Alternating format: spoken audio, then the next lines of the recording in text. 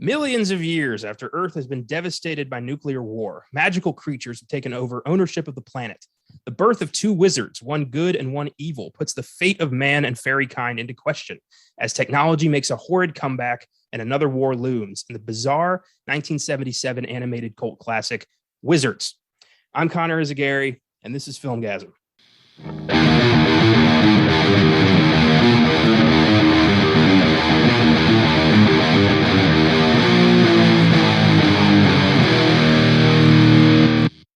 Happy Wednesday. Welcome to a very special episode of the Filmgazm podcast. I'm joined today by two new guest hosts. One of them you may remember. She's co-hosted before, and she's back with a vengeance, Julie Cervantes. And I'm pleased to introduce a brand new co-host, avid film buff, and Julie's boyfriend, Colton Jenkins. Thanks for being here, guys, and for introducing me to this weird-ass movie. Thank you for having us, and you're welcome. Yeah, I didn't know about this movie without Colton telling me about it, so he also introduced it to me. So very nice. So guys, tell us a bit about yourselves and why you love movies. Okay. I really love movies because it takes me away from my reality of but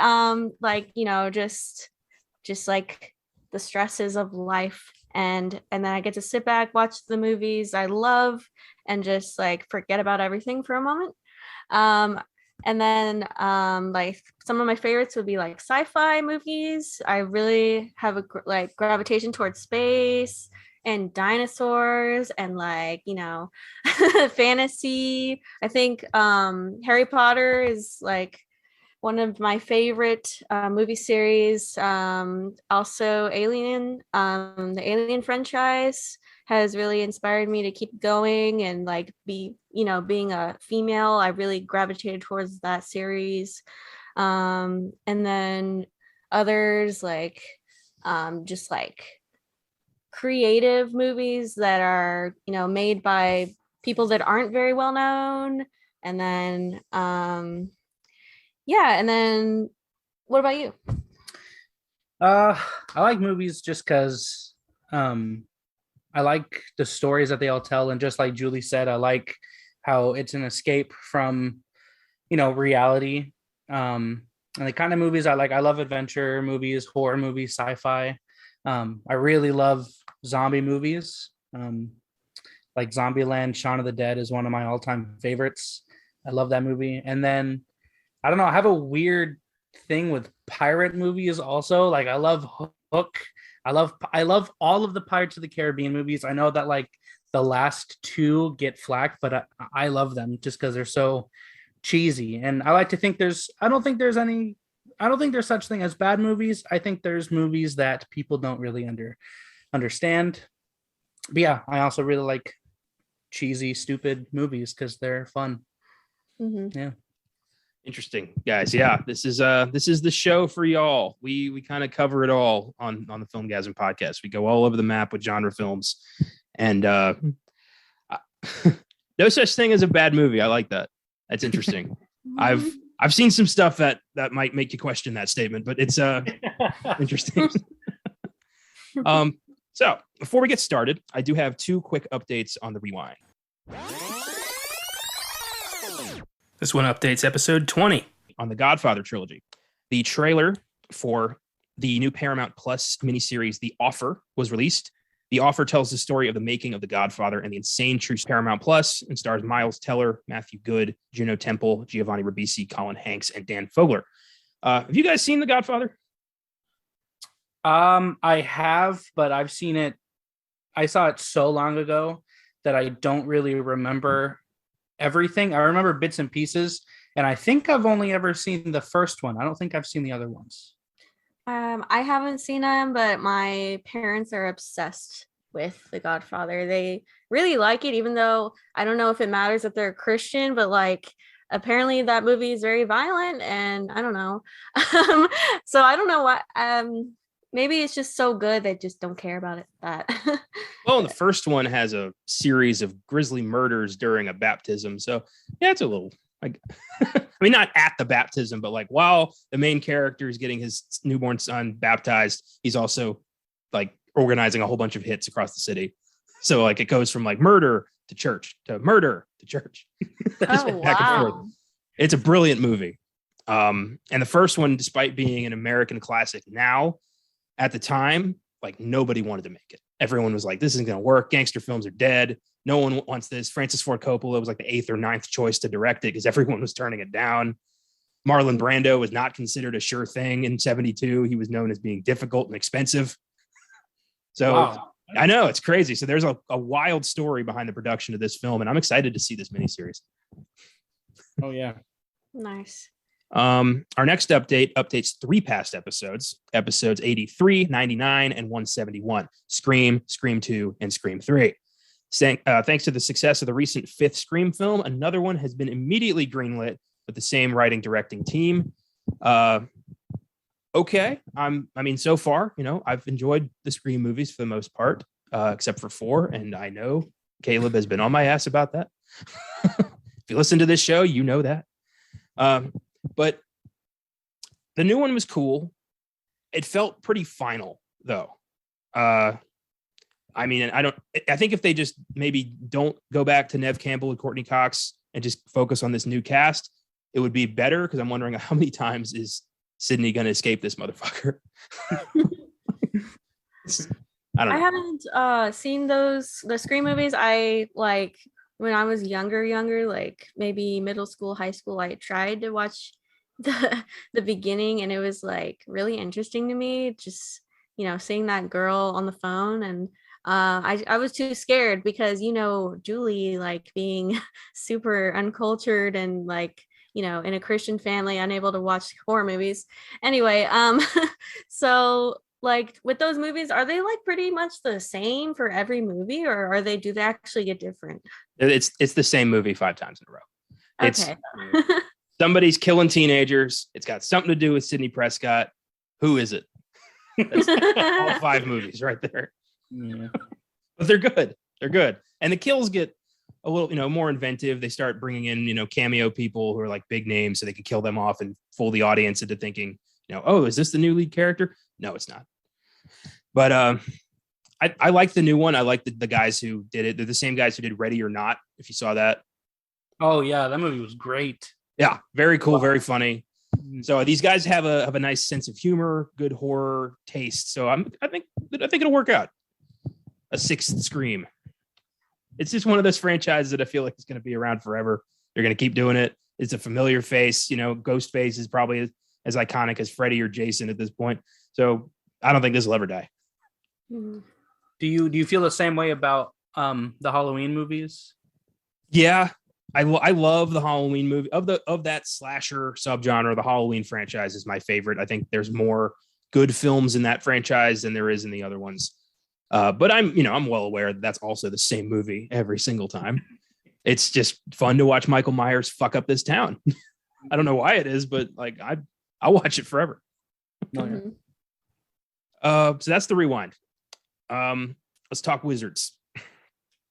Hopefully. So yeah, this is I hadn't heard of this film, but as soon as I saw the poster, I was like, I know that because my dad had this on tape. And I remembered that case, and I'm like, oh yeah, okay. I rented this on Vudu. It's not available to stream anywhere for free. You got to rent this thing. But it's only an hour 20. It's worth $3. I got to say, it's a weird movie. It's not terrible. It's creative as hell, and it's definitely unique. I've never seen anything like this. I doubt I ever will again. Yeah. I think that's why I chose this movie, just because I don't think there is any movie like this movie. How did you like with you said your dad showed it to you, or did you like? I seem to remember him showing it to me, but he doesn't remember showing it to me. So maybe I saw the poster scrolling through YouTube, and then I watched the trailer and I was like, oh wow, that looks fun. And it was fun.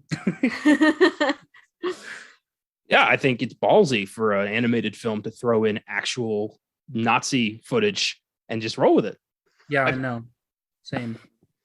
Unreal. You try that shit today, that production gets shut down immediately. Oh yeah. You know this movie was rated PG. God damn.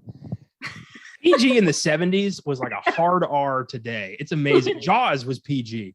Like, it's so weird. Yeah. Like, getting an R rating in the 70s, I don't know. Short of making a snuff film, I don't know what you had to do. It's crazy. There was no PG-13 yet, so they just said, like, it's either for kids or not for kids. There's no middle ground. Oh, wow. I was so shocked when I saw this. Like, okay, like I knew it was going to be completely different than, movies today. So I was like, okay, it's going to be different. I know that. Especially with the beginning part. The beginning is like this whole narrative, like kind of like a storybook. And I was like, wow. And then like the animation changed like so much. And I was like staring at the screen because everything was always different. Like there was always something different on screen. I was having at first a little trouble following the story because it's like, this happened. And then 2 million years later, this happened. And then 3,000 years after that, this happened. And I'm like, okay. Yeah, it was like 2 million years in the future. People were no longer able to be human again. And then, the elves or the fairies appeared and they became like a community of fairies. There was like a fairy queen or something, and it was like it was the true ancestors of humans. They came out of hiding after 2 billion years. I love the complete lack of explanation for that. It's like mankind's gone, and now here are the fairy creatures who actually were real and just hiding for a while. Yeah.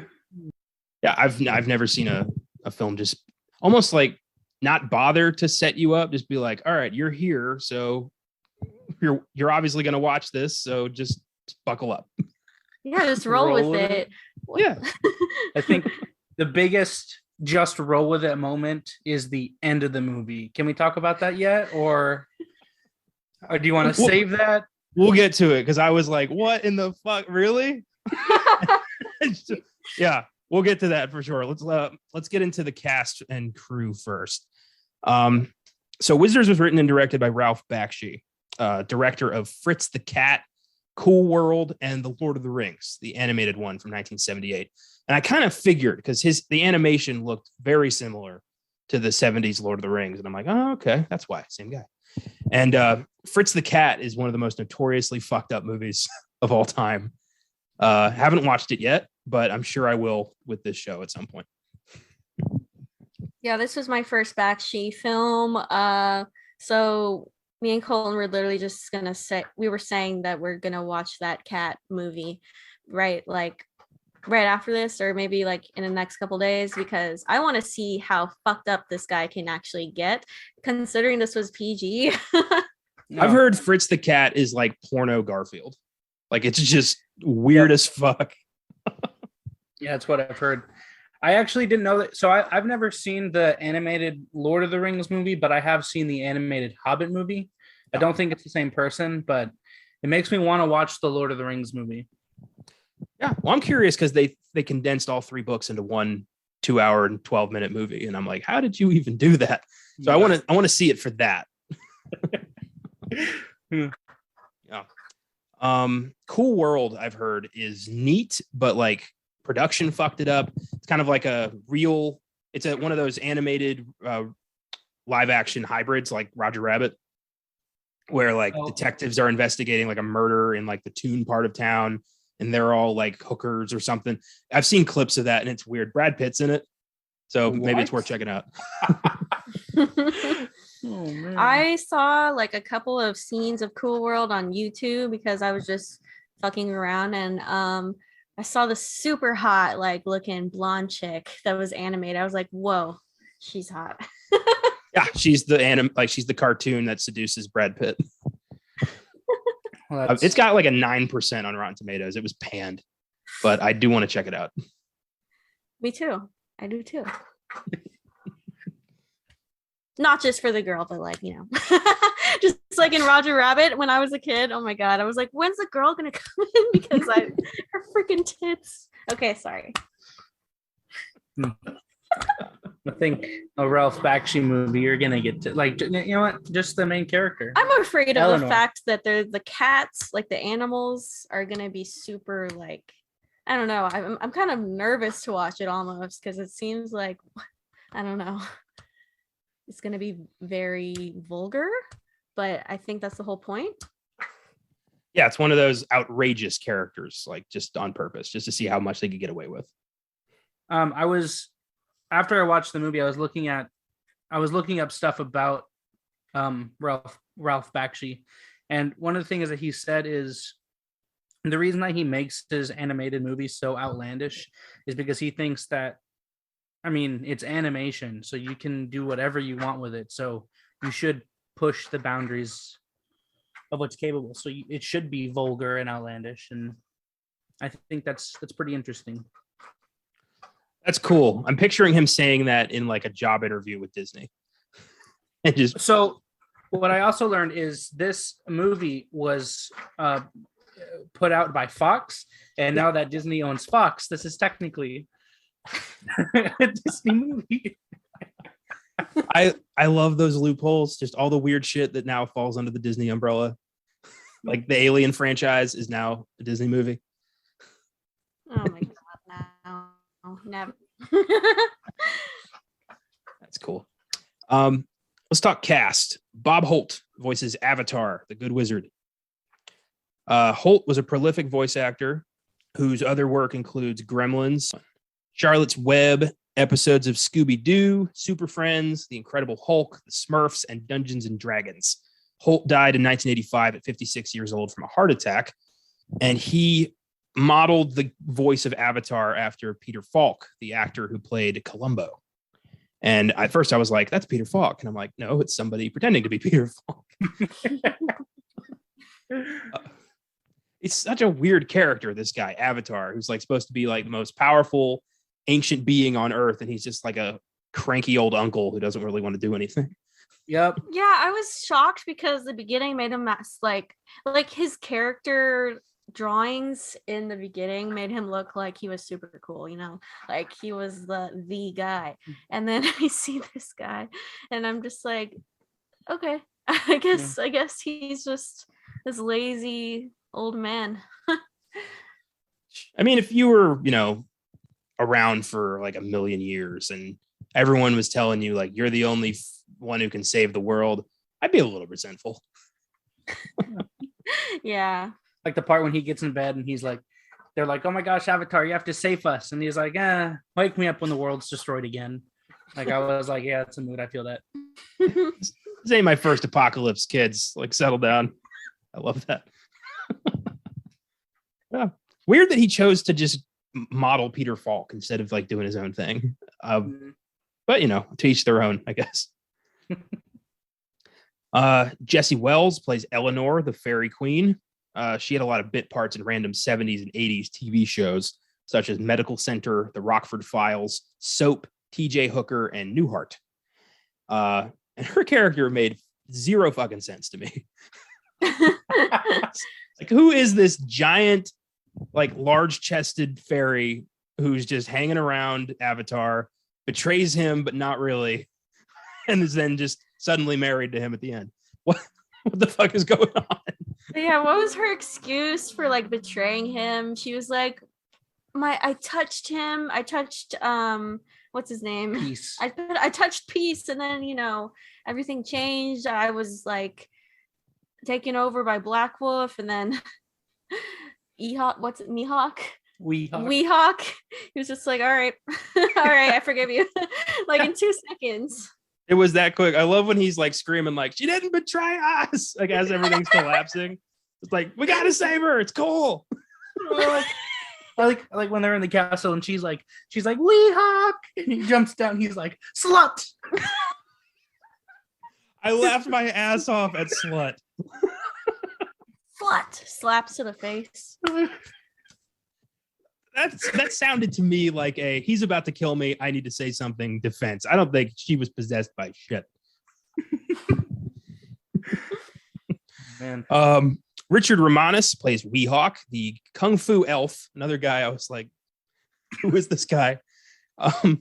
Romanus is a character actor who was in Mean Streets, Point of No Return, Heavy Metal, and 3 episodes of The Sopranos. And he was good. A lot of the side characters don't like. He's supposed to be like the elf representative, but he looks nothing like the rest of his race.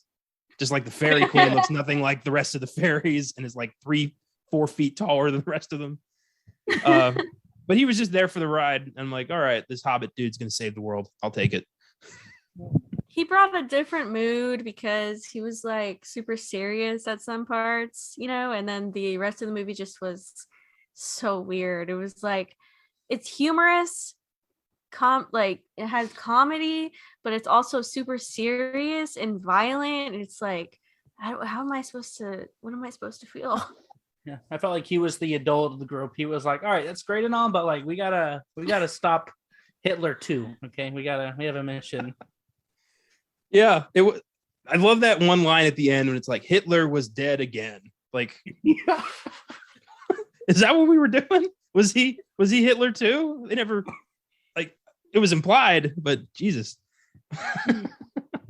Yeah, I love at the end when they're just casually like, oh, by the way, you're king of the world now.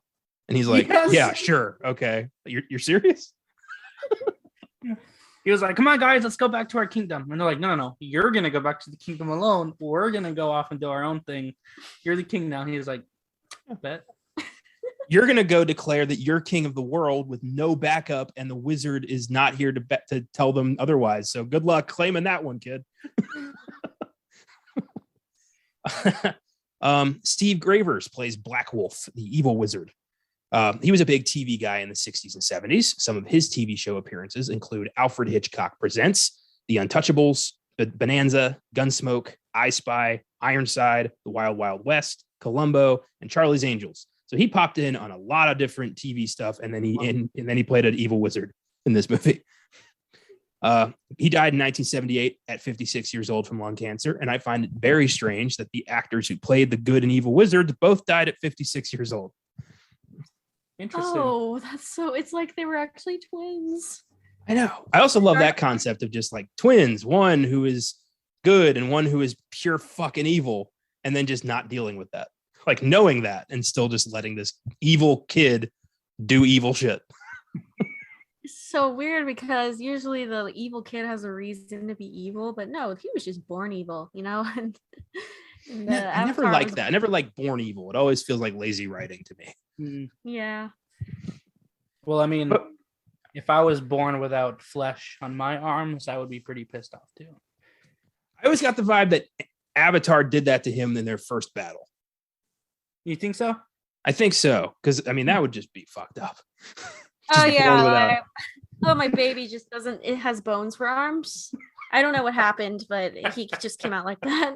Didn't she just like one day realize like, oh, I have to go have babies now, and just went into the house and had wizard babies? Like there was no how fucking stoned was he when he came up with this? I know it is a cool backstory, I think, though, just because it was so detailed.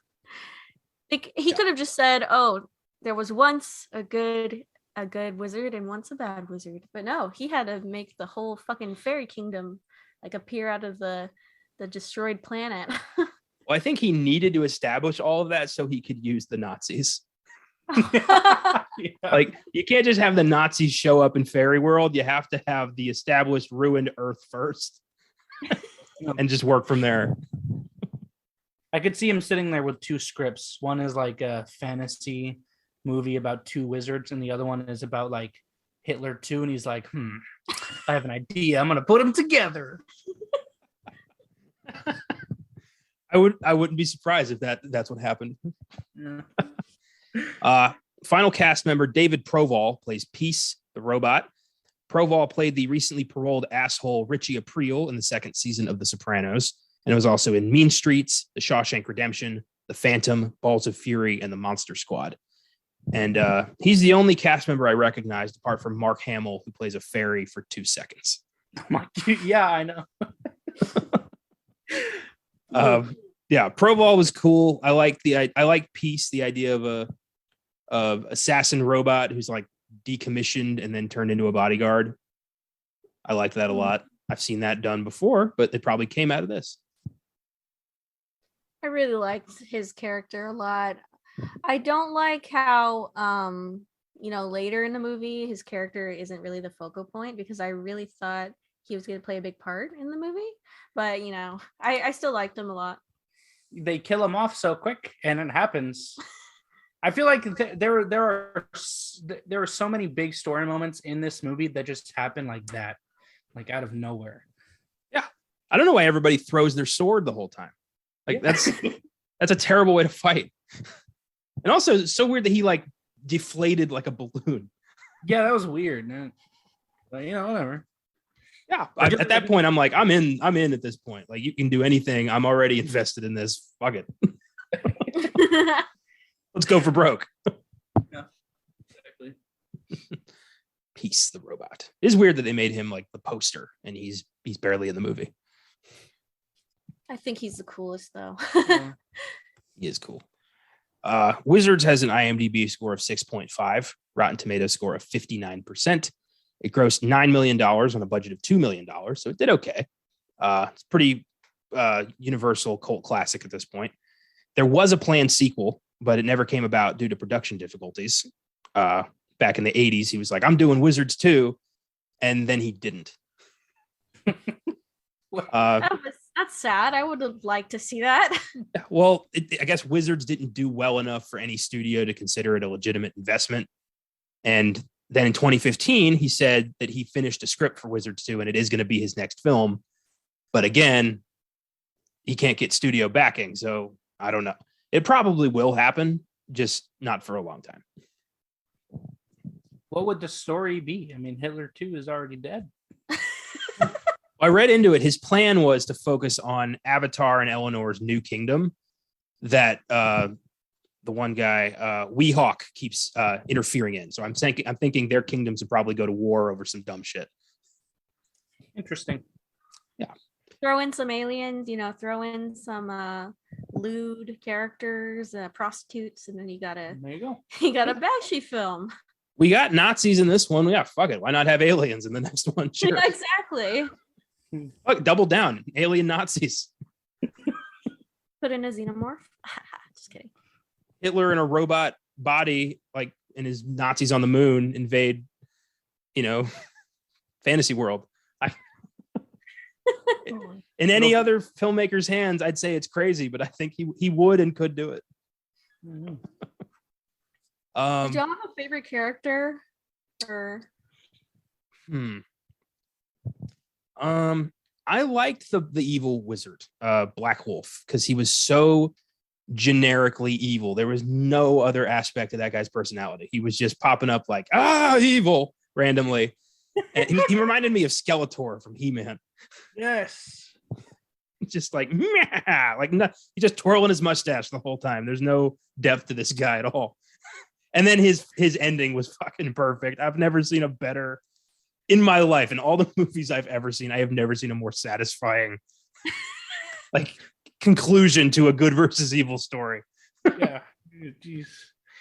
I think my favorite characters were the stupid soldiers that Black Wolf had that had the gas masks on the entire time. yes. They were trying to deal with the priests. Yes. He's like, no, I'm asking the questions. Yeah, he's asking the questions. Yeah, I'm asking the questions. Or the one who's like, they killed Fritz. Oh.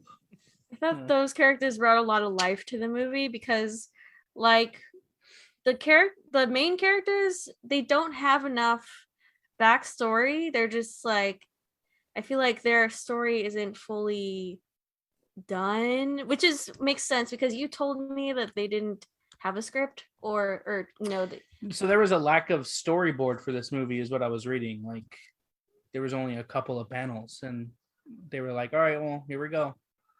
Mm-hmm. Yeah. So I think it's really hard to tell who's your favorite character when you don't even know them. You feel like you don't know them. But yeah, I really like those funny characters because I feel like they bring the movie to life in a way. I like the king of the fairies, who's like, we're not going to help them and we're not going to hinder them either. Now let them go. Okay. I did think it was funny that all the demons were kind of like based off like Abbott and Costello sketches. Like they were just like, And also the idea that like if eventually they're just gonna give up and go away. Yep. Yeah. I'd love to fight an army that just is like, you know what, we're done for today. Wasn't that like a big plot point? Like that's why Black Wolf got the projector, was because I think it said at one point in the movie that like his armies kept failing because I kept getting distracted and bored, so just like walked away. Yeah, they didn't have the resolve and military focus that of course the Nazis had. So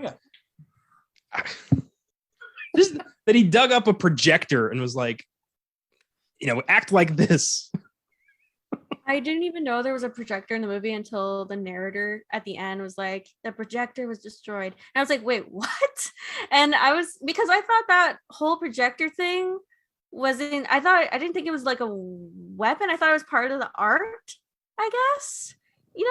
I don't know, because there was so much art blended into this film. It's like, how does this correspond with the cartoons? And how does, the real life people, I don't know. It was confusing to me. So I didn't know there was a projector till the end. I love that we kept seeing unfinished backgrounds, that there's just like, that characters are perfectly drawn. And then there's like pencil drawings of a castle in the background. And they just like, fuck it, we're out of money, put it in. But some of those backgrounds, dude, were so freaking detailed. I was like, holy shit. It was impressive artwork. And I don't think I've like this. It's an animation style that never really left the 70s. It's so rough. And, Disney definitely cornered the market on animation. So stuff like this didn't really make the kind of money it possibly could have made had Disney not had a monopoly. I kind of like it though, because it shows that, I mean, all animation shows that people worked on it, but when it's rough and like raw, yeah, you can tell that people actually put their time and like their creative spin on what they're doing. Like Black Wolf, like, I don't know, I thought Black Wolf and Peace both looked really cool. Like their character designs were, I don't know, they were really cool. Yeah. It's very like, it's like an art piece that you get to see all the progress that was made into it.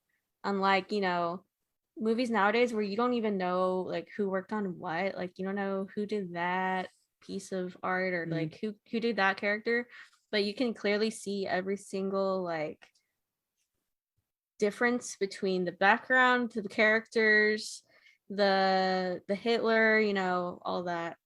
Yeah, like we just watched Encanto, and obviously it's a wonderfully animated movie. It's like beautiful. But then you watch Wizards and it's just so different. Like one is made by a huge corporation and then one is made by like a couple people. Artists. It feels more like artists, But yeah. That's true. That's a good point. So I think with that, let's dig into the movie. I have some highlights here I wanted to talk about. The fact that Black Wolf's throne room is sitting on a giant ass swastika before the Nazis even show up. Like this guy had a plan. Yeah, and there was like a corpse like in the foreground that had like a Jewish symbol on it. I was like, that tiny detail is like so vulgar. Like tiny details like that can make a scene more like, what the fuck? Like, was that a Jewish symbol? Was that a Nazi symbol? I think, like I mentioned at the beginning of the show, I think using actual footage of the Third Reich and their military parades was a fucking gamble. It weirdly worked, but I can only imagine pitching that. Like I got this wizard world, and there's these two wizards at war, and one of them's gonna raise the Nazis from hell and just paint his army to look like the Nazis. There's gonna be swastikas everywhere. We're gonna see Adolf Hitler in the flesh. And then somebody had to hear that and it was like, you know what? Here's $2 million. Make it work. Yeah. It's so like weird how we were watching something with the army. Like we were basically watching the Nazi projector with the army, so we felt like we were part of the army, sort of. And it's funny because they're all like lizard-like creatures, and it's like they look so serious, but they're lizard creatures. So Yeah. I thought it was cool because he was using the projector, I think for two different reasons. One, it was to like hype his troops up, get them to like be like, yeah, violence. But it was also to scare the other, like the elves and the fairies and everyone. So I thought it was interesting how it's like one piece of media or technology can affect two groups of people completely different. Like a film of Hitler can terrify one group of people to the point to where they get massacred, and could just hype this other group of people up so much that they become extremely violent. And that's really powerful, to be honest. Yeah, it's Bakshi using propaganda as like a message of, what it can do with its power to reinforce your army and scare the shit out of the enemy. And it's a powerful message. Pretty damn like on the nose. Like he wasn't subtle about fucking anything. But solid message. He used like his full artistic freedom in this film. Like, unlike today, I don't think, with all the PG films, and granted, I don't think this was supposed to be, I feel like it was supposed to be PG-13 or rated R, but like, it's sad that we don't get this much artistic freedom nowadays. Yeah, I mean, you put a dick in the Little Mermaid, and the internet will find it in like 10 minutes. I mean, PG-13 didn't exist till 1984, so I guess at the time they were like, I don't. I mean, there's a lot of just pointy nipples in this movie, so I'm wondering like that alone probably should have landed this in R. And that scene where like the armies are just like massacring each other, and there's a whole bunch of blood. Like, I don't know. I guess if you paid off the right people, you got a PG. Yeah. The robot assassin. I have a feeling this influenced the Terminator. Oh yeah. It just feels so much like the Terminator. Evil robot sent to kill somebody specifically. They get captured, recommissioned as a protector. That's T1 and 2 right there. Yeah, that does make sense. Without the whole time travel thing. It does remind you of that character in Terminator. Yeah. I don't know, just a thought. A movie that came to mind watching this, this really reminded me of The Black Cauldron. Yes, it did. How so? I haven't seen The Black Cauldron. It's Disney's weirdest movie. 1985, didn't do well.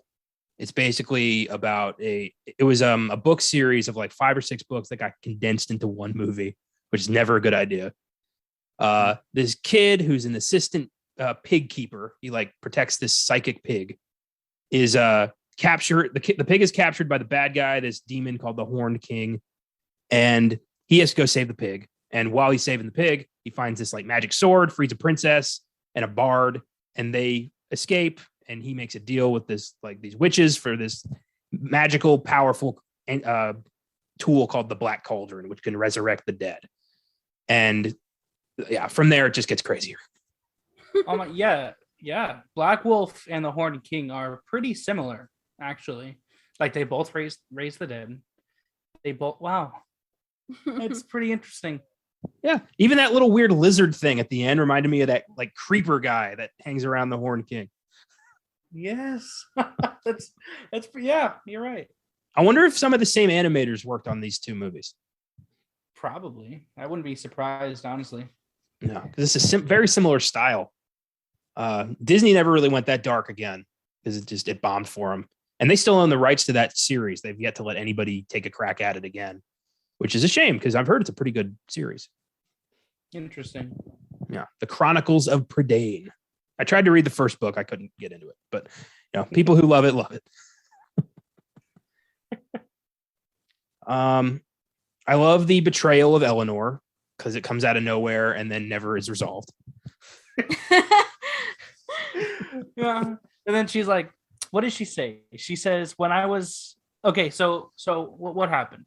So she was talking to Peace about something, and because she touched Peace, and Peace is always having this internal struggle between Black Wolf's control and Avatar's control, that when she touched Peace, some of Black Wolf got into her and controlled her to kill Peace. Okay. Even in this crazy ass world, that's a stretch. Yeah. Isn't peace itself an eternal struggle between right and wrong? Oh, dude. See, that's why he's the best character. There you go. I love that these fuckers roll up in a tank and Eleanor just deflates the robot with a throwing sword and jumps in the tank. And Avatar's like, everything I know is out of whack now. Yeah, he was fucked up after that. He was like, I don't know what to do. And Weehawk's like, we got to save the world, so you better buck up here, man. Like, you're our ace in the hole. Without you, we're fucked. So get your shit together. Which, again, just because of the ending, Avatar was not needed. It was great. Like, anybody could have done that. Yep. It was ridiculous. I can't wait to talk about that at length, which we're going to in a minute here. I want to talk about the final battle between the fairies and the I guess demons, demon Nazis, demon Nazi robots. I don't fucking know. I mean, they're the same thing. Yeah. And it's just so much blood. It's so gory. Axes to the face, limbs getting chopped off, just blood everywhere. I want this to pop up on Disney Plus. Oh my god. Like, nobody checked it first. They just saw like animated movie owned by Fox or PG. All right, throw it up. Or you know how on Disney Plus they always, like, for the old movies, they do that warning where it says with the views in this film don't reflect our views today. And what if they did the same thing for this movie? Oh my god. Subscribers would have a fit. Some mom's gonna walk in on their kid watching Wizards and just be like, what is this? My god. Oh no. Dude, they would see those nipples and be like, oh my god, this is not, what are you doing? They wouldn't even look at the gore. They'd just be like, there's nipples in this movie, Disney. Exactly. They would brush over all the blood and shit and just be like, I see nipples. God. Okay, so the best moment of the film by far, and one of the greatest moments in film history that I've ever witnessed, because I wish I had the balls to write something like that. Just be like, fuck it, let's shoot him. Yeah, they're hyping up this huge wizard battle, right? Because at the beginning, it's like they had a huge battle, and ultimately Avatar let Black Wolf. He left him. Oh my god, he let him leave. Mm-hmm. Yeah. And then at the end, he comes up and he's literally like, "Hello," and then Black Wolf was like, "You old fool." And then he's like, "I'm glad you changed your name, you son of a bitch," and then shot him in the chest and then the head. Yeah, I like how he shoots him twice, and he the second one. It's not even just the shot. It's that he got off like a Lethal Weapon style, like, one-liner before he killed him. Yes, it's just been revoked, like something like that kind of shit. It was amazing. And then fucking evil wizard just goes down. Like, that's it. Somebody just had to shoot him. I think that's freaking awesome, because I was definitely looking forward. I was thinking they were gonna bring out their wands or some shit like Harry Potter and start saying random ass spells at each other, but no, that was so surprising. I was like, but then again, am I actually surprised? Am I surprised? Because this film is crazy, so. but it also, I think it fits Avatar's character personality, because he, throughout the entire movie, he is literally like, I don't have time for this shit. So when he gets there, he's like, I don't have time for this, dead. Well, I love it's hinted throughout that he, like, he doesn't want to fight. He doesn't want to kill his brother. There's this, it's still family. That's why he let him go in the first place. And then he's just like, you know what? Fuck this. Boom.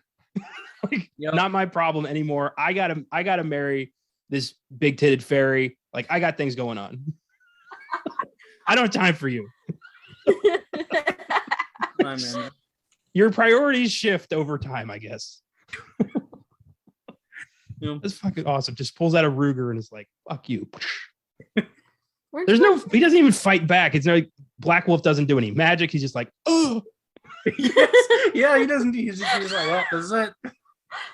I like how he looked so shocked. His eyes. He was like, "What?" Well, it's because I think it's because Black Wolf did not expect Avatar to do that, because technically a gun is technology, Exactly. and Avatar is such like magic nature. You know, I'm a hippie, and then all of a sudden he's like, "Surprise, bitch!" Bah! It's like if at the end of The Hobbit, Radagast the Brown just pulls out a shotgun and fucks up Smaug. Like, it'd be cool, but you were like, I didn't see this coming. And then I think it also is another message that Bakshi was trying to portray. Like, technology isn't evil; it's morally. How you use it? Yeah, it's about how you use it. It's like whose hands it's in. It's the person that uses it, not the technology itself. Well, magic has the same lesson, you know. It's in good hands, it's pure. In the wrong hands, it's bad. Same technology. It's all about the message is, you know, be a good person and use whatever you have for the right reasons. It's a good lesson. And also, if your evil wizard brother's a dick, shoot him in the face. Exactly. Yeah. I just imagine if Harry Potter ended that way, you know. Harry just pulls out a Glock, ends that shit right there. Oh my god. Just take the time turner, go back in time, and shoot Tom Riddle in the face as a child. There you go. Problem solved. Kind of makes me, honestly, this all kind of makes me feel sort of bad for Black Wolf, because he didn't think that he could be defeated at all. Like he thought that he was the most powerful person, and then he doesn't think that his brother is like smart enough to shoot him with a gun, but he was fucking wrong. Honestly, if it wasn't for the Nazis, I'd question who the real evil brother was here. Oh, yeah. I just I mean, that ending is absolutely amazing. And then they're just like, you know, the evil demons die off, they crumble, the Nazis all go away for good this time, I guess. And Yeah. Avatar just like, I'm gonna go be king of a new kingdom, and that's it. Bye. Oh wait, that brings us to the question. What you said earlier was, when you're thinking who was actually, you know, the good guy, do you think that Avatar was a good guy, or do you think he was just like do you think he had a side, or he was just doing it whatever he felt was good for his own good? And because he was kind of being selfish in a way by, you know, not caring about the world. Like, so Well, do you think he's a good guy? I think that in the beginning, there was supposed to be some, like, you know, this was destiny. He was good. Black Wolf was evil. But over the course of 1,000,000 years or however, you develop as a person, your priorities shift, you learn things, you take things away. And I think Avatar became so disillusioned with the world that he had no time for it. He found things he believed in, and he held on to that. But I think that's why he just was like, you know, ending this thing with his brother, because he's like, we need to stop this needs to stop. Like, destiny does not control our lives. And the only way to prove that is to end this shit. That's what I thought. So do you think Black Wolf, I guess on the other side of that, you think Black Wolf was evil because he wanted to be evil, or because like destined, like he was told, like, you are the evil brother? I think a mixture. I think that I think they represent the opposite of what they were trying to do. I think Black Wolf, by embracing technology for evil and embracing the Nazis and trying to take over the world, he became a relic, while Avatar, embracing, you know, life and existence in the future, he became progressive. Like, he was looking to the future for himself. Black Wolf was looking to the past for himself. So their ideologies, I think, got twisted, and Black Wolf suffered because of it. But anyone who's going to raise the Nazis from hell is the bad guy. I'm not going to dispute that. Oh yeah, of course. Oh man, We wouldn't want to go against that. No. Yeah. Any other things you want to spotlight from this weird ass movie? It was just freaking weird. yeah, I know. This is the weirdest movie I've ever seen. Like, I've never seen anything like this. Not even like music videos as weird as this. Like, I don't know what could top the weirdness of this movie. But that's a good thing because the world needs weird shit. Like, we need artistic shit. Like, and without the mind of someone like Bakshi, we would never have been able to see something like this, you know? I think it's always good to share the weird shit that you want to share with the world, even if it's going against whatever rules there are in animation or whatever field you're in. Yeah. Yeah. It's true. Well, when I was watching it, I was thinking, like, if they were, because it's a big thing today in movies to remake old movies and make them better. And I was watching the movie and I was thinking, if they were to remake this today with new animation and I don't want to say better animation, but better animation, would it still be as good? Like, would it still be as impactful as it was? I don't think it would. I think the weirdness and the raw, like we were talking about, the raw animation and the raw art really pushes the message that Bakshi was trying to put out there. Yeah, I think you're right. I don't think they could make something like this today, which is why I cast doubt on Wizards 2. This just seems like the kind of thing that's going to be stuck in its time, which I think is a good thing. I wanted to point out the narration because it's so much narration. It's just random points in the movie. She comes back and is like, Avatar continued walking. And here they are, there was much rejoicing. And it's just like at times unnecessary, but makes me laugh. I go back into like a Ren Fair thing. I'm just like, yeah. Okay. I think it's because I think I also read somewhere that he ran out of money. And I think, so if I don't want to give wrong information, but I think I remember reading that he went to a meeting, and it was at the same meeting that George Lucas went to ask for more money for Star Wars. And Ralph Bakshi was also there to ask for more money for this movie. And they were both told no. So that's why the animation was so weird in Wizards. And that's why he used that rotoscope stuff, which I don't know, I kind of like. He was like, all right, I don't have any more money, but I still want to make this movie. I'm going to do it. Well, I'm going to do it anyway. And the fact that he was at a meeting with George Lucas and Mark Hamill is a voice in this movie for like 5 seconds is hilarious. I read in the trivia that George Lucas was a big fan of this movie. I wonder if, Ralph Bakshi remembered that meeting and was like, oh yeah, George, what's that Star Wars thing? I guess I'll go check out that movie, and he was like, oh my God. One of us is going to change the world and it's not you, Ralph. Sorry. Yeah. Oh man. Funny Star Wars story. I remember reading in 1977, Steven Spielberg and George Lucas, who were best friends, had a deal. They were going to take a percentage point on each other's 77 movie. And Spielberg made Close Encounters of the Third Kind, which did really well. George made a little bit of profit. Lucas made Star Wars, which was one of the highest grossing films of all time. And Spielberg made a fucking mint. And Lucas was a little pissed about that. Oh, man. That's perfect. Yeah. Well, here are some Filmgazm facts for Wizards. Number 1, the horse-like animals had 2 feet instead of 4 because it was easier and cheaper to animate. I love that. Instead of just making horses, they just made these weird ostrich-looking fuckers and just never explained it. Yeah. There were number 2. There were a lot of things in this movie that wasn't explained, that weren't explained. Oh, yeah. They just he just assumes you're on board. And I kind of I respect that. Mm-hmm. Like, I'm going to start writing stuff just assuming the audience, like, if you gotten this far, you're probably going to be willing to go a little further. You know what it reminded me of? Have you read Discworld by Terry Pratchett? I haven't. I've read some Terry Pratchett. I haven't read Discworld. It is exactly the same. It's like, I'm going to assume you're on board with this. So there you go. Here is a chest with legs that walks itself. Have fun. It honestly inspired me to want to write something that makes zero fucking sense to anybody but myself.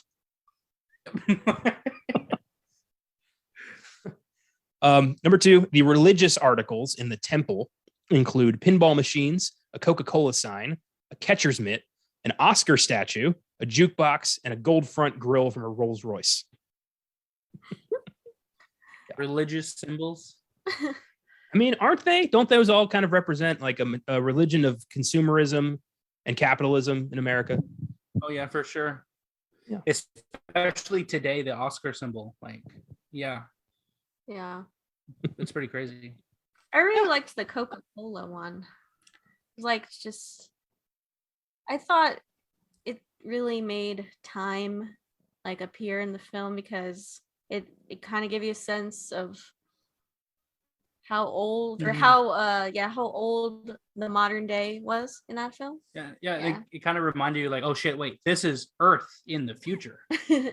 Yeah, I love the constant reminders of that, and that, you know, Coca-Cola, like the iconography will last millions of years. Mm-hmm. Kind of funny. And number 3, George Lucas recommended Mark Hamill to Ralph Bakshi for the voice of Sean. Lucas was very excited to see the film and was a big fan of Bakshi. I also love that. There's these, you know, there's Avatar, Eleanor the Fairy Queen, Peace the Robot, and Sean. Sean. That mixture of like real names and fairy tale names in fantasy world always make me laugh. I don't know why they keep doing that. Like Game of Thrones did that a lot, you know, to have characters like Cersei and Daenerys Targaryen, and then have a dude named Rob. I don't know. Yeah, there it is. I give Wizards a 7. It's really weird, doesn't make a lot of sense, but it's very creative, and I will, that ending is going to stay with me. I fucking love that. I give it a 6. I guess I just don't understand this film as much as I want to. And if I was I feel like if I was in his mindset and in the 70s and, you know, in his like time, I would understand what he's trying to do. But I thought the artwork was absolutely awesome. So that's kind of why I give this a high rating. But I guess I just feel like it's not a movie that I gravitate towards. But I can't, you know, other people definitely don't agree with me. But yeah.